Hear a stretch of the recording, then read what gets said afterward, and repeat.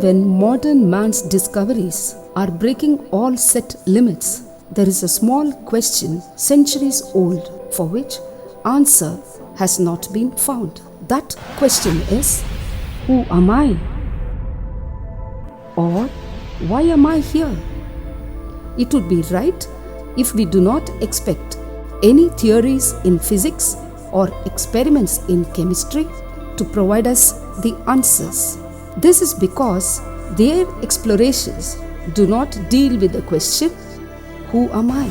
But their quest is to find out what is this, or how can it be utilized. In ancient times, to find the answer to the question, who am I? The awakened people turned to themselves. But when you are continuously being a slave to the happenings in the world around you, with such a mentality, it is not possible to carry on the quest to find the answer to the question within yourself. Let's now make a try. Let me first introduce to you some synonyms of the word I. I means consciousness. I means living energy. I refers to our soul. What is consciousness? An object is placed in a room, but it is not aware that it is placed there. However, a person present in the room is aware of its presence. Whereas the object doesn't have the awareness of I, the person is aware of the I. So, there is something not present in the object but present in the person that is the cause of this awareness. This is what we call as consciousness. Here is where the light of this consciousness resides. The difference between an object and a person is that the object is merely the object, whereas the person consists of the object called body, that iota, the atom of consciousness. Here, inside each brain, resides this indefinable energy. The soul rules over its empire, our body, from this very place. Now, let's concentrate on this atom of consciousness. This atom of consciousness has some inherent properties: peace, love, happiness, power, wisdom, bliss, and sanctity. When peace, happiness, and contentment are all present in this atom of consciousness itself, why is man searching for these outside? The reason is that he has been trapped in a wrong notion for a long time. He thinks that just like the food, water, and air which he gets from outside, as and when he needs, peace, happiness, and contentment are also to be sourced from outside when he longs for it. This is a huge misconception. Hence, in this misconceived search, what he gets in life eventually is discontent.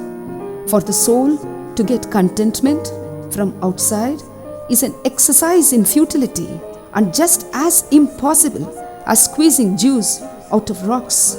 If you sincerely desire to discover the mine of happiness and peace within yourself, you have to pay attention to and understand what you are going to hear now.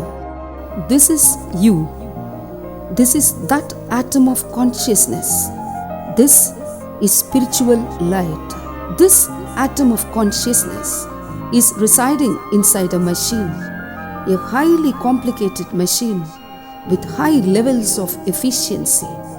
This machine is our brain, kept safe by a strong skull. It is with the help of this machine that the consciousness observes the surroundings through our eyes, perceives sound through our ears, experiences taste and makes sound through our mouth. This consciousness of I resides here, utilizes all these provisions and makes possible the phenomenon of life. The atom of consciousness conducts 3 types of activities using our body. the working of the conscious mind, the working of the subconscious mind, and the working of the unconscious mind. Among these, our consciousness is what we refer to as our mind, the subconscious as our intellect, and the unconscious as our sanskar. The activities of the conscious mind are those that are done as per what we think at different times and as per our circumstances.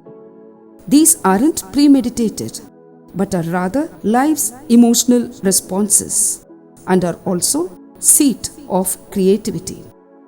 Languages, knowledge, common sense, logic, all these too reside here. What is subconscious mind? Here, languages, formulae, and theories do not matter. In the working of this part of our mind, only pictures and experiences exist. Knowledge that cannot be picturized isn't accepted as a part of the collection within our subconscious mind. When we say the word elephant, the picture of the animal is formed on the screen of our intellect. When we utter the word salt, our brain recollects the feeling of salinity. It doesn't understand the object called sodium chloride. What is stored as imagination or experience in the store of our subconscious mind is what maintains a person's personality. This particular quote by Albert Einstein seems relevant in this regard. Imagination is more important than knowledge, for knowledge is limited, whereas imagination embraces the entire world, stimulates progress, giving birth to evolution. Now, let's see what unconscious mind is. When we consciously repeat any action multiple number of times, this forms a new chain of experiences in our subconscious mind. There comes into being a new level in our mind that gets stored as a new culture. The collective form of all these cultures is what forms our unconscious mind.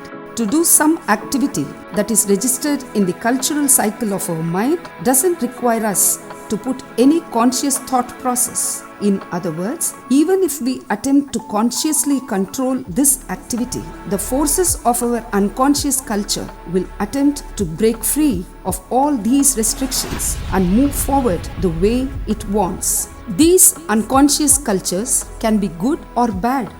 Now, do you understand why habits like drug addiction are hard to come out of? The soul is a sum total of the working of all these three spheres of our mind, or what one's personality is. To bring about and establish any change in these subtle forces, we have to practice meditation. Meditation leads these subtle dormant forces into new experiences. The point to be noted is that during meditation, we have to forget what type of a person we are, or we have to set aside all traits of our personality and concentrate on the basic positive attributes of our inner being.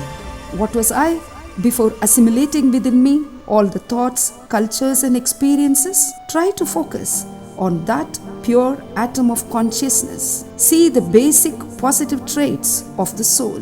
If you do this multiple times, a new unconscious culture is born. I should be the origin of all things good. When the mind realizes that my primary culture is divine peace, these changes are reflected in our personality. Life then becomes a festival of eternal bliss. Brahma Kumaris welcome you to a new world based on these modern thoughts.